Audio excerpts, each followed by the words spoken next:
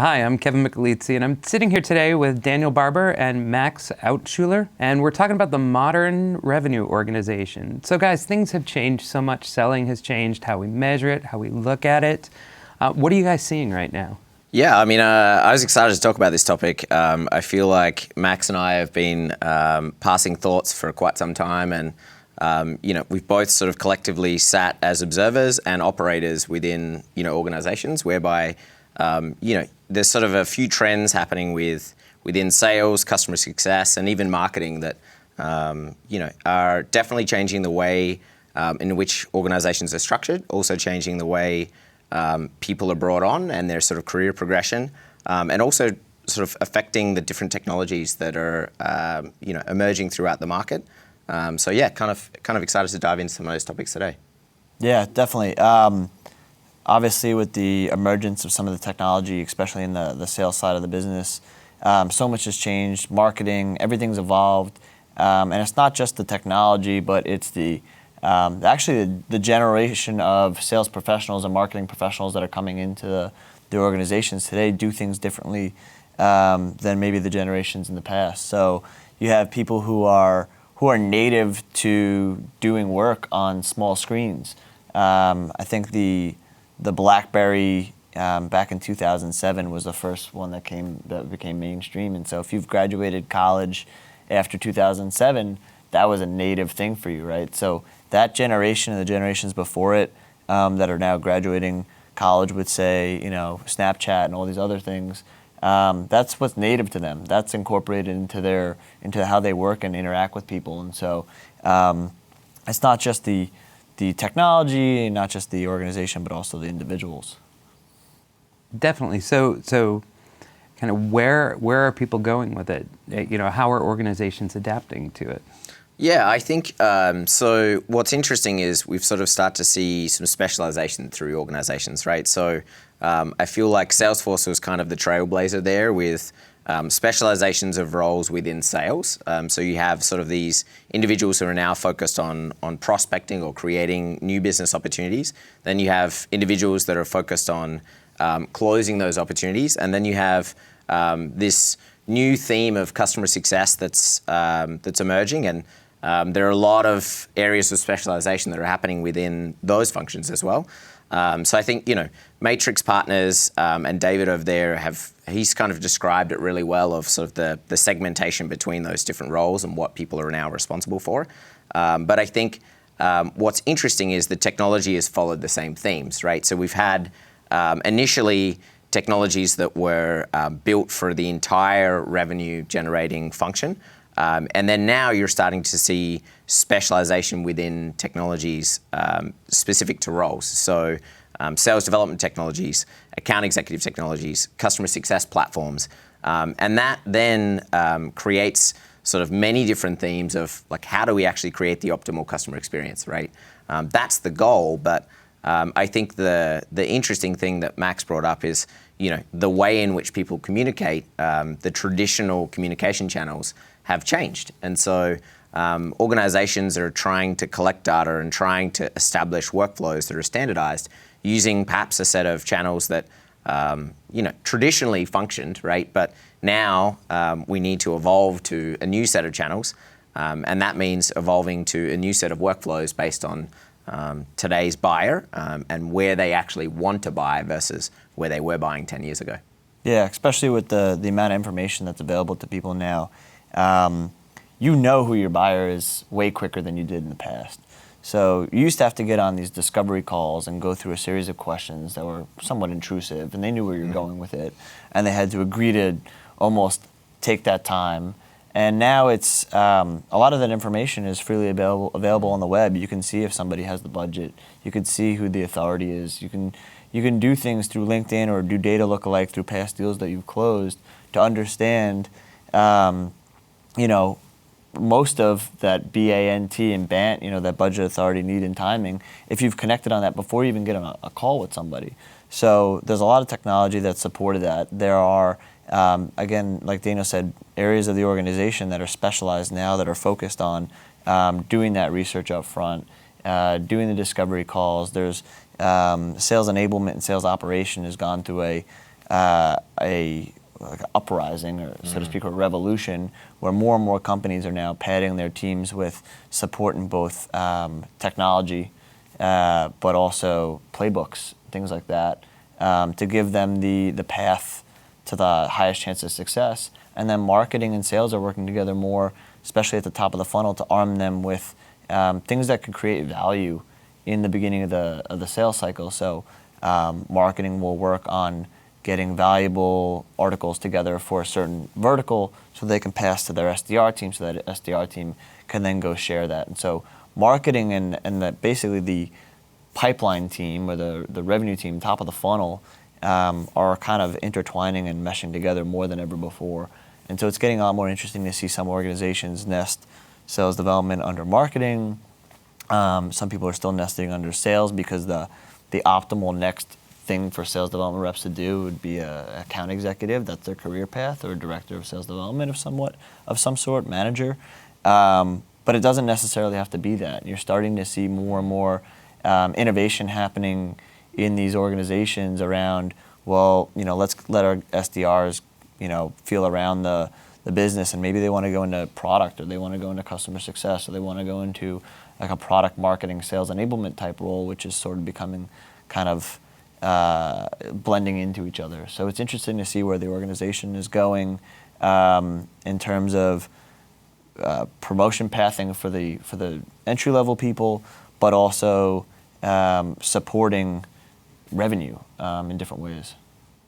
Definitely, and I know that it's been a huge topic of conversation, just the number of folks involved in a B2B sale on the buying side and the selling side just seems to continue to grow. And I'm curious, like, how is that affecting how you look at the overall kind of organizational revenue model? Yeah, that's interesting. I was sharing with my team last week that I think, it's important to sort of look at how much of an organization, or what's the appropriate deal size. So how much is an organization willing to spend on a certain piece of technology or services, and then associating a set of buyers that will be involved, right? So if you're looking at deals that are larger than $100,000, you likely see more than 10 people in that conversation. And so if you're not identifying who those 10 people are, then there's a high likelihood that you're going to have a silent stakeholder, right? So an individual who, while you may not have had them on the call, or you may not have seen them in a lunch meeting, or you may not have sent them an email, they will be involved whether you want them to or not, and it may go in your favor or it may not. And so in that truly enterprise realm where you're seeing deals, $100,000, $1 million deals, you're going to see 10, 20 stakeholders. So I think the complexity of a sale there involves understanding all of the individuals that are working to buy your service, and that started to perpetuate down to deals that are even above 10K, right? So if you're spending more than $10,000, you will see at least 5 people in the conversation, and that comes from it's mainly a risk assessment. I've bought a lot of different technologies and services along the way, both as an individual and also running teams, and a lot of that comes from I don't want to personally be put my entire neck on the line for one technology. I want to involve other people to make sure that I'm making the right decision.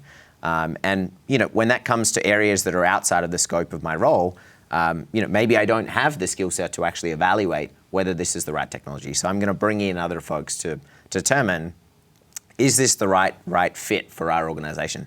And so in doing that, you're definitely bringing in at least 5 people when spending more than $10,000. And even down to companies that are focused on sort of that small, medium-sized business, so deals that are less than $10,000, you're going to see 3 people, right? That may be the CEO. So the CEO is actually going to be involved in the sales cycle, and so he or she is trying to purchase.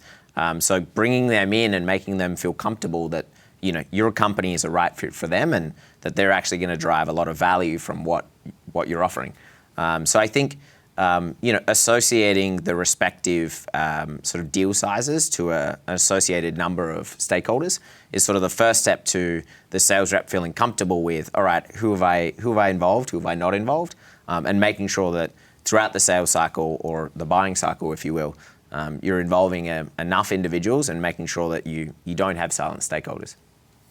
Yeah, and I think the evolution has really just been in, this was a pretty manual process that involved a lot of data entry in Salesforce and a lot of looking things up in the past. And now this information is kind of served up to you on a silver platter using some of the technology that's available to you these days. So you would know exactly who you need to get in touch with in the sales org if you're selling a product into sales, who the end user is going to be, who the guy who's signing the check is going to be, who's really making that decision, the process that you need to go through, and then almost having that as a checklist and being automatically able to pull that information into your Salesforce instance or whatever CRM you use based on integrations and technology that exists now and playbooks that are created by their teams. So when somebody's onboarded, they know exactly what to look for and how to get assimilated into the sales process a lot faster and easier. So I think you're seeing ideas that aren't technically revolutionary, but ways of doing it that are just so much more streamlined than ever before. And that's because of the information that's available. And honestly, we've at Sales Hacker, and I know you guys at Quotable are trying to do the same thing, but spreading information outside of your sales org really didn't happen that often. Mm-hmm. Right. People kind of stayed siloed and they didn't get out of the office to see what other people were doing. And so there's a lot of organizations now that are working with companies, whether it's like what we're doing or research and advisory firms or whatnot, that are trying to facilitate best practices and knowledge transfer. And that's helping everybody. And so now people are building these playbooks, not only based off of their learnings internally, but okay, this company's done this very well. Let's see if that can work for us. Let's try it out, incorporate it into our playbook. And then, people are kind of learning together. So, we're seeing this in the smaller tech circles because it's been interesting. Everybody's had this kind of let's help each other vibe. And it's not limited to just the tech companies, but you see a lot of these people who are attending the meetups and reading the blogs and things like that, and they're getting a lot of value out of it because they're learning from people instead of having to learn the hard way, and then putting it into their processes. So that's an interesting point. So I think you touched on something there, Max. And I had a conversation with an account executive who's just moved over from being an SDR. So recently moved over from sort of the prospecting side to the closing side of the business. And so, for her, I shared with her sort of a little bit of insight, kind of what you just described of, when you're involved in a sales process, if you're selling to IT or you're selling to engineering or you're selling to marketing, the director of sales or the VP of sales or even the sales reps are likely trying to build relationships with the respective function that they're selling into, right? So if you were selling into engineering, you're building a network, a professional network of people who are skilled in engineering so that hopefully you can spread your brand about what your company solves and where it's focused. The thing is that those individuals in the past, to Max's point, if you were a director of sales, why would you want to speak to someone else who's a director of sales? That's not who you're generally trying to have conversations with. But I think there's now, through Sales Hacker and through Quotable, there's become forums where people can actually learn what other sales organizations are doing.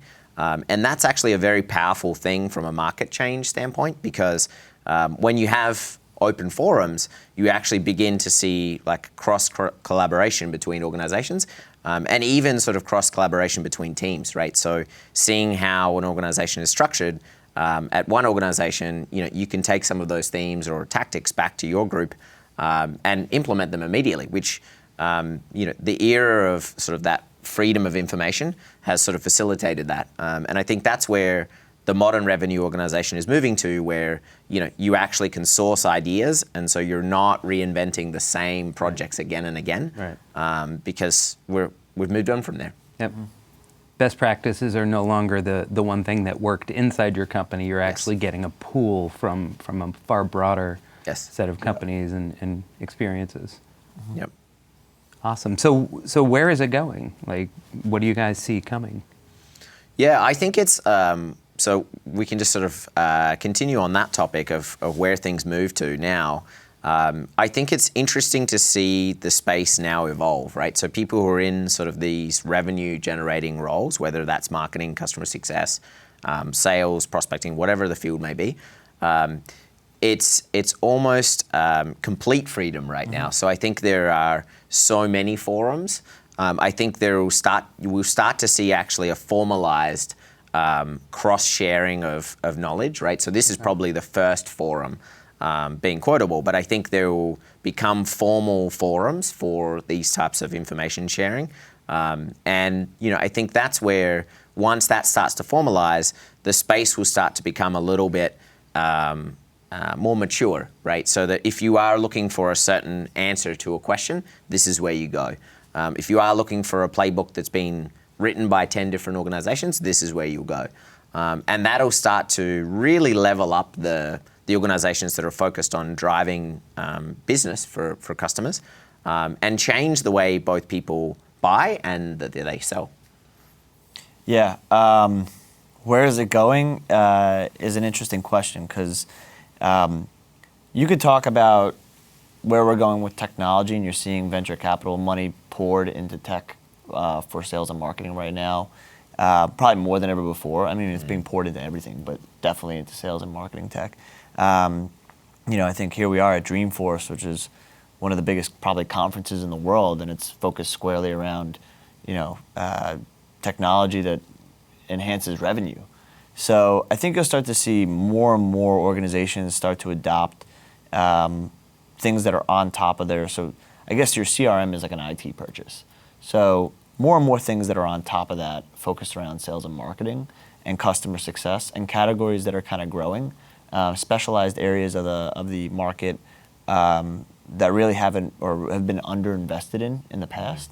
And you'll start to see a lot more of the bigger organizations, more experienced organizations start to get in on it, because the tech companies, these startups, they start from scratch. So they can start, and they start from scratch, and they start in the middle of like the tech sphere. So they see everything that's coming out, they go in and they buy the software, they build their sales stack from scratch.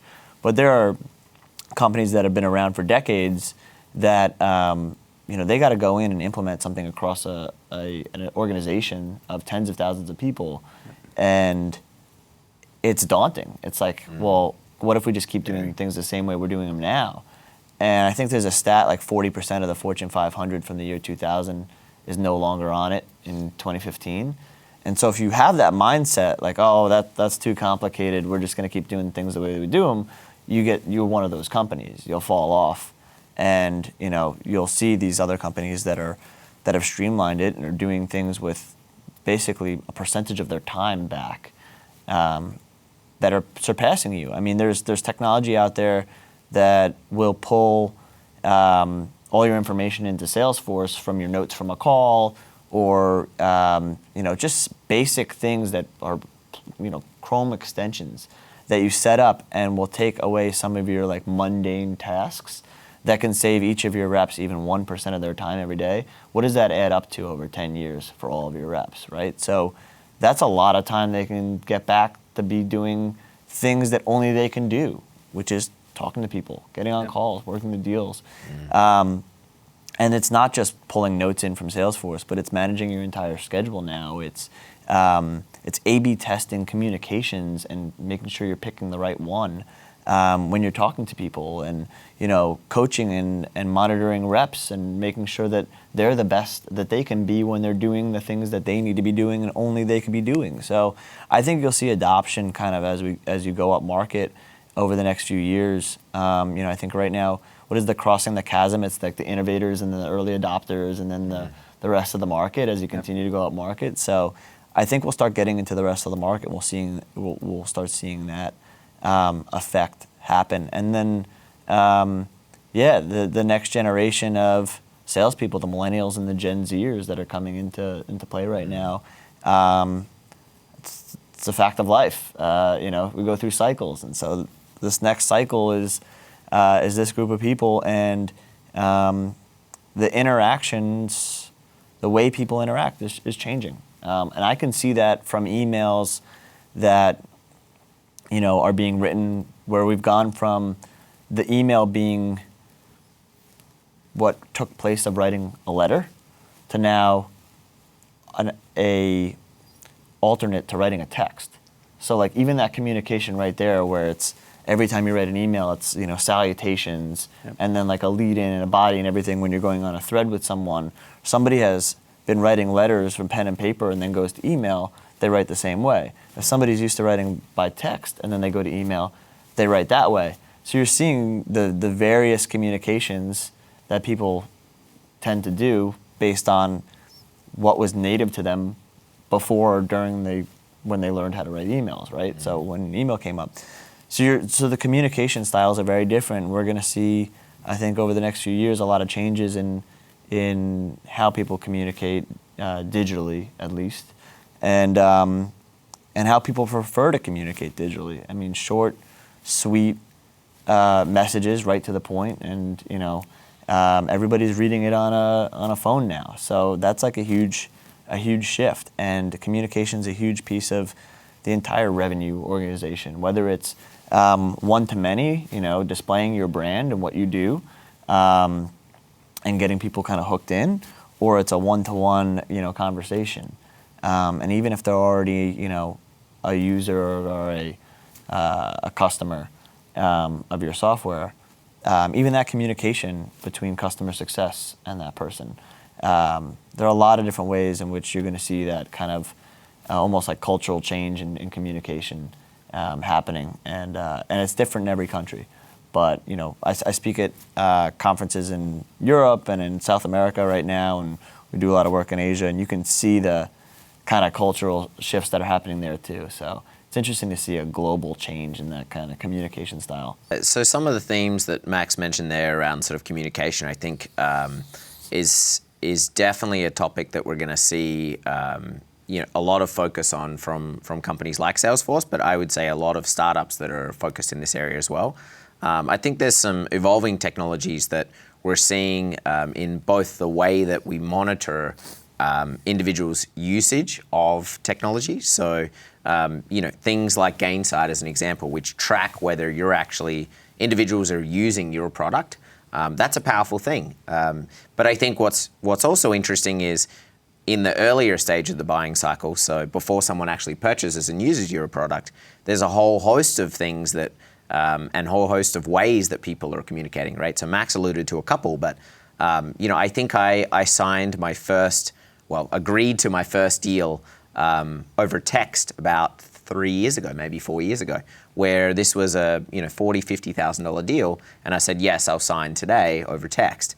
I would say right now, and I hope when I look at my phone there's more, but I'm doing deals on a regular basis over text now. Like I would say most of the later stage of the sales cycle, people actually prefer to communicate over a medium that's faster.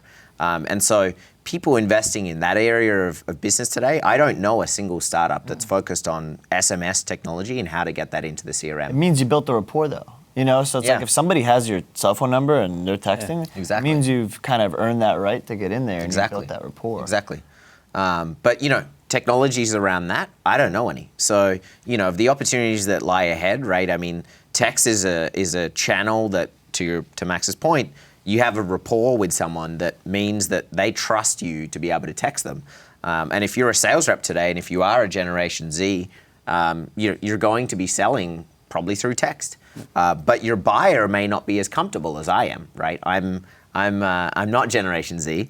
And so I think it's, that's an area where there is a changing landscape.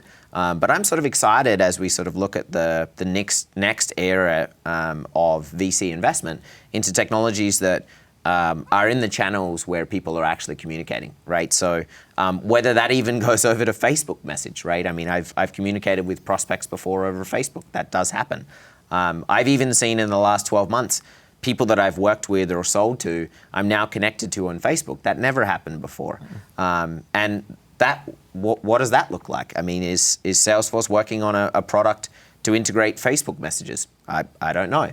But I think looking at companies that are thinking about the way that people want to buy and the way that that's changed is going to change the makeup of the sales organization, the marketing organization, and whether it be the account management or customer success team. So for me, I'm sort of excited to see those changes happen. But I'm also waiting for companies that are going to fix some of the challenges that we have today. Because frankly, you look at your phone and you have 15 different texts from 15 different people. That's hard to manage. So I'd like to see some innovation there to help us create more customers. Yeah, I'm a big believer in people buy from people, but we'll see how long that really lasts for. You're already seeing in consumer that's going away. When you went to buy a TV, you would go to PC Richards or Best Buy or whatever the local store was, and you'd ask the guy, what's the best TV you got? And you'd talk about, I want something that's 50 inches, and I kind of like this brand, and he'd show you around. Now, you want to buy a TV, you go to Amazon, type in TV, you click 50 to 55 inch, you click, Samsung, because you like Samsung. Reviews. And then, which one has the top reviews? 4,665 reviews, 4.5 star. Sure, put it in the box, it'll be there in 2 days, or you can get it next day for free delivery on Prime. That's beautiful. So at what point does that translate to buying software? Now, the deal sizes are a lot bigger in some cases, but at some point, we're gonna have a lot more budget for sales and marketing, because like right now, it's still, pretty small compared to other areas of the org, but also, there are sites out there that are trying to aggregate those reviews. An endorsement is better than a direct sell any day of the week. If you two sat here and told me about something that was really awesome, I would probably be 90% more likely to buy it than if a rep from that company was sitting right there like, you should buy my stuff, right? So actually probably 100% more likely to buy it.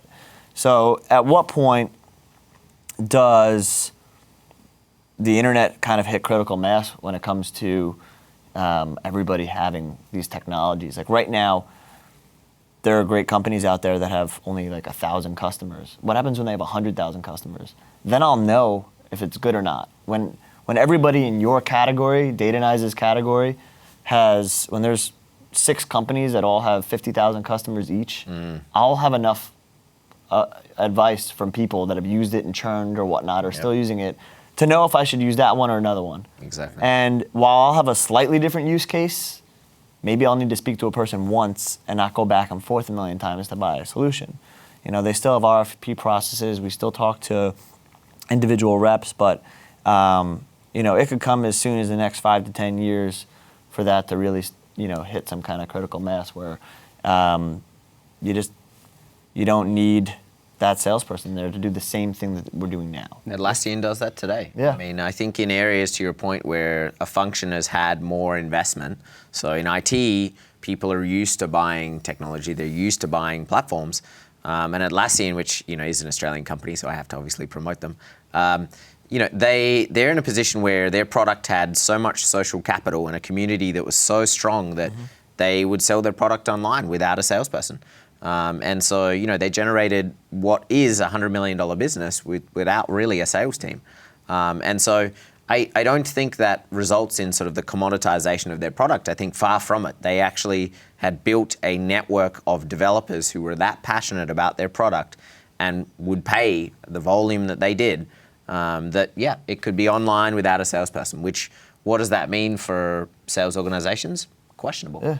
You've already seen the attitude shift from most, at least sales teams that know what they're doing, from like an aggressive, kind of, we got to knock down doors type thing, to like an empathetic evangelist type mentality. So they've actually become the endorsers or the encouragers, or almost like a therapist role where they're answering questions and trying to lead you to their product as an evangelist, and less as a hardcore old school salesperson who's pushing, straight line selling type stuff. Right. So you're seeing a different mentality in salespeople right now. I think the most winning, like the winningest teams, so to speak, have all adopted that mindset of, okay, we're gonna ask questions, we're gonna diagnose and prescribe instead of trying to force our product down somebody's throat that isn't ready for it. And at least in our circles, I think that's what you've seen. Excellent. I appreciate you guys coming in and talking today. Yeah, definitely. Thanks for having us.